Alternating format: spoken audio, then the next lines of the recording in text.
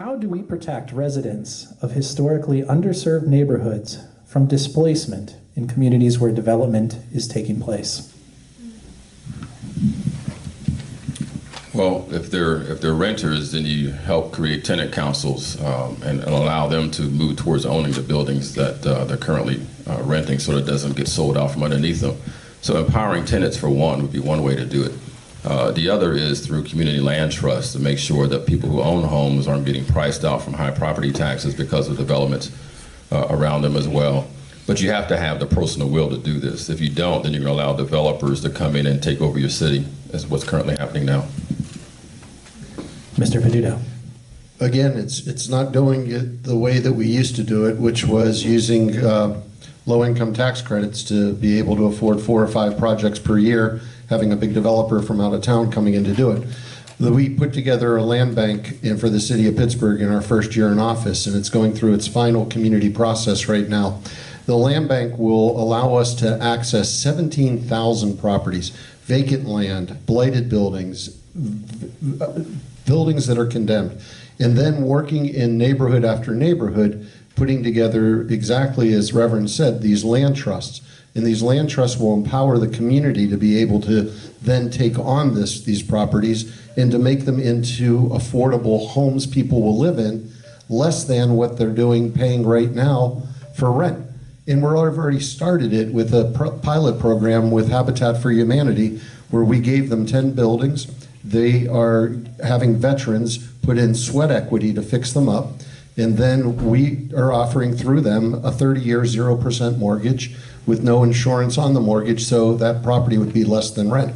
We have to use new tools in the toolbox in order to be able to keep up with affordability in neighborhoods that are seeing an increased market demand. Thank you, Mr. Peduto. And Mrs. Harris. Yes, I would say that we wouldn't make deals with developers knowing later on that we might be running and have some issues, such as we are right now with lawsuits with a developer. Also, what has happened out in East Liberty, and that's what I'm using as an example, where the people are actually being told that they have to leave their community. Those people have lived in that neighborhood all their life, and that's where they want to live.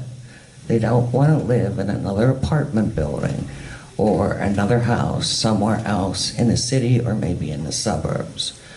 So I'd be very careful, as I always do in my district as the city councilwoman. I talk to my communities first and see what they want. And that's how you don't get jammed up with problems like we're having right now. Thank you. Thank you. Mr. Peduto, would you care to respond to any of that? I'll give you a chance for a 30-second rebuttal if you like.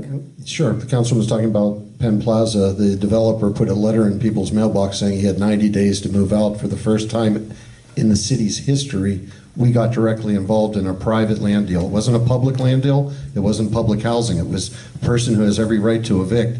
And we made sure that those people were taken care of, all 200 of them.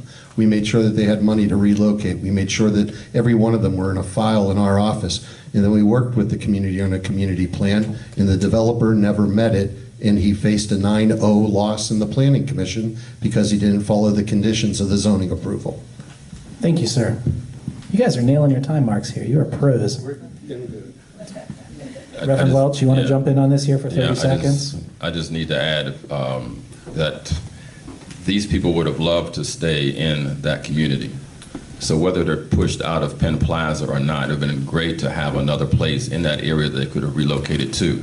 This is an example of poor comprehensive planning. We need to make sure that we have comprehensive planning in place so that we can anticipate when low-income people may get put out of privately owned buildings.